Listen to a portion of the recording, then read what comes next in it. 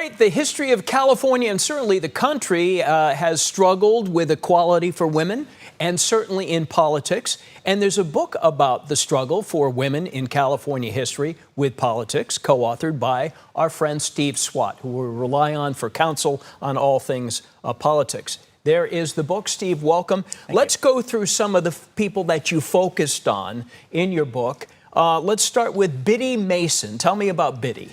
Biddy Mason is interesting. She was born into slavery in the middle 1850s or earlier 1850s, and her owner forced her to walk behind a covered wagon 2,000 miles to go from the deep south to Southern California, like during the gold rush era. And so they settle there. He then wants to go back to Texas and take her with him. Right. She refuses. Goes to court, even though blacks could not testify against whites at that time, wins in court.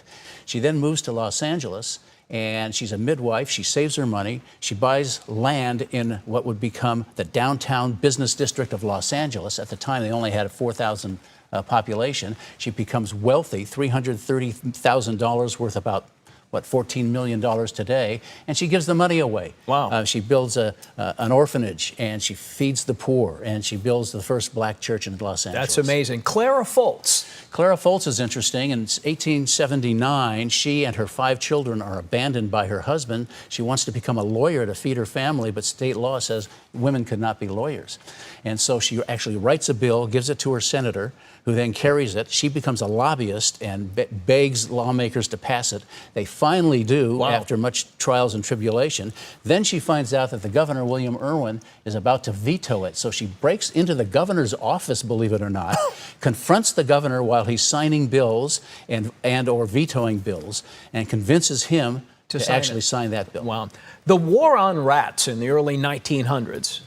A lot of women's groups spring up in the early 1900s, and they do tremendous things for the state of California. One group in San Francisco, for example, after the earthquake in 1906, they're facing a rat infestation and a plague, and so the women really lead the government into cleaning up San Francisco and making the rats go away. And other women's groups in Southern California, for example, discover that dairies in Southern California are sending tainted milk to the kids, and they do undercover research and find out that these dairies basically have cows that have tuberculosis. So these women's groups were really big. Let's go to 1896 and women's suffrage. Well, 1896, there was a suffrage measure put on the ballot for California, and it got creamed. And it's an all-male electorate, of course, and the big problem there was that the liquor industry was afraid that if you give the women the vote, they'll vote for prohibition. And so they post posters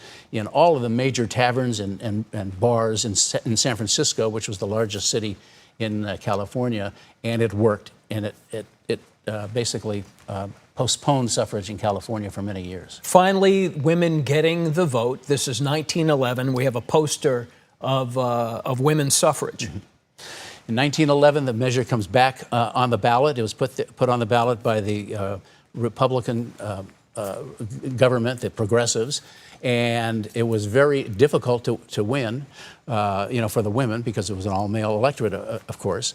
One thing they did do is that they got a 1910 Packard touring car, the fanciest car on the road. They would take it out to street corners in San Francisco, and they would attract huge crowds of men who were interested in the car, and then they would pop up out of the car and give them a speech. Wow. And one newspaper said they made 3 stops on 3 different street corners in San Francisco and attracted 1,000 men and a lot of reporters. That's great. That helped win.